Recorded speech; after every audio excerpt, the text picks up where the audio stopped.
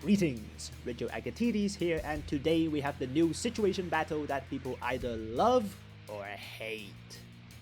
And I definitely don't hate it, but god damn the Guntank is slow. This is the tragedy in Jaburo.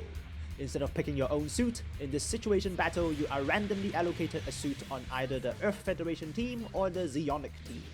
With the suits coming directly from the Jaburo episode in the original Gundam series, I personally love this game mode. But this is also one of the reasons why opinion on this game mode is divided. Someone has to be the gym skewered by Shah's Zock, and someone has to be the Agateiades diced up by the Gundam. The cost difference between machines are huge. On the 200 cost Agateiades, there is no hope in winning the Gundam on your own. Same for the gyms, good luck facing the Zock.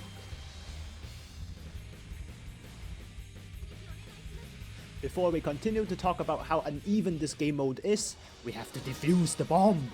Defusing takes 10 seconds, at an average cost of 300 in this game mode. If your base blows up, you are thoroughly screwed, so if we fail this defuse, we definitely lose the game. We did it! First crisis averted, now we can continue enjoying the uneven game balance. After the extreme cost difference across machines, with 200 cost gyms fighting a 450 cost Zock, you also have the most uneven team typing you can see in the game. Where are the general types on the Zeonic side? Not a single one, because none of them made it to Jaburo. All you have are 4 raid types and a Zock. On the Earth Federation side, you have the good old Gundam team and 2 gyms, 3 general types and 2 support types. In terms of historical accuracy, it is almost impeccable. But in terms of game balance, definitely not. While having a lot of general types in theory helps the Earth Federation, having 2 support types at a higher cost is the real problem. If a 200 cost Agateiades trades for the 350 gun cannon, the Zeonic army gets the score lead instead. And to make things worse, there's the map. The only map for this game mode is the underground base. A map that looks very much like Jaburo, but also infamous for how melee-oriented the fights become. As a result, the lower cost Agateiades and Gogs shred the gun cannon and Guntank to pieces, while only one of the gyms can stop them with a bazooka. The other gym only has a beam spray gun. And the final nail in the coffin is the suit I love, the Zock. Not only is it the highest cost machine in the game mode, but also unopposed in terms of typing. With no raid types on the Earth Federation side, the Zock simply cannot be challenged, since no one remembered that the Zock has literally 0 melee defense. With the actual weak point unnoticed, the Zeonic army almost overwhelmingly win all the time with a result like this, feeding on the fact that the Guntank and gun cannon are just free meat while the Zock butchers the general types, especially if the Zock player is used to it like me. And of course, the Agateiades has no problem being the lowest cost in the game mode, because with stealth we couldn't see him coming, but I am not your normal support type and take this down attack. Gundam at 400 cost with typing advantage could 3-shot both Agateiades, so if you're on the Gundam, you are the key to victory. Although in my opinion, being the Guntank or gun cannon and not dying is even more important. If you don't die, it gives time for your Gundam to do all the work it has to do, as in killing the entire enemy team. This is one of the ways to do that. Standing on the media heals you, and at a very high rate due to the low cost.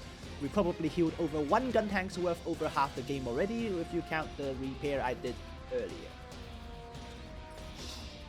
You hear that?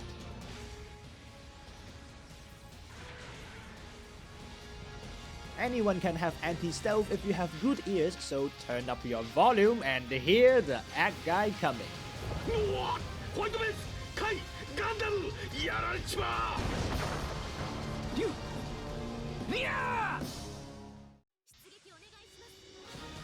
I totally could have just made a video of me on the Zock destroying everyone, but I ended up using this clip instead because there really isn't much to talk about on the Zock.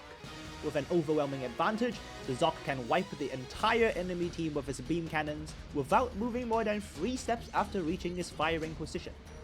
In comparison, life is way more exciting on the Guntank. As I've said, the goal on the Guntank is to survive, and to do that, you have to do everything you can to outsmart them. Yes, it is hard, but there's no meaning in winning easy. It is by challenging the impossible that you prove your ability above the rest. Not to mention, we feel the most alive when rapidly approaching death. Standing on the media is probably the most effective way to stay alive in this game mode, preventing the Agateiades and Zock from leading you to a brutal death, and the repairs from the media adds so much durability over one game. Pretty sure I healed for more than one Guntank already. Doesn't mean we can sit here all day and do nothing though. With the highest ranged firepower on the Earth Federation side, you have to make sure you stagger enough to make your team's poor Gundam's hard life easier. Especially against the Zock's shock absorbers. It negates all forms of instant stagger, so the Guntank's cannons are crucial to getting an accumulated stagger onto the Zock. Same for the Gog. Repairs complete, time to make our move. Out of all the targets possible, prioritizing the Zock seems to have the best effect. With the focused fire of both the Guntank and gun cannon, the Zock and its slow speed cannot fire back without getting staggered the moment its arms stick out of cover. Can confirm that as a Zock user.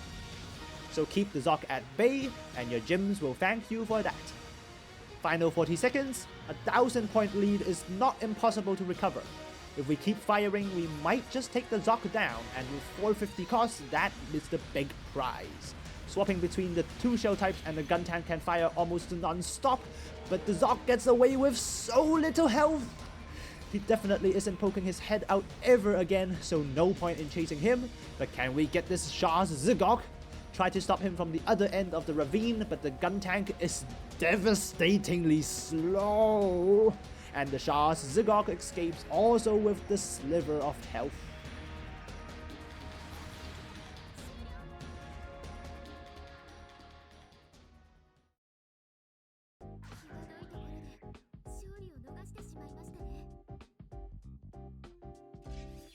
What a shame to lose this game.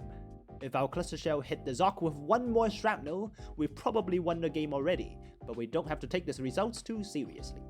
The Earth Federation has the overwhelming disadvantage, but we did our best to overcome it, and that's all that matters. Enjoy playing in the original series itself and the latest.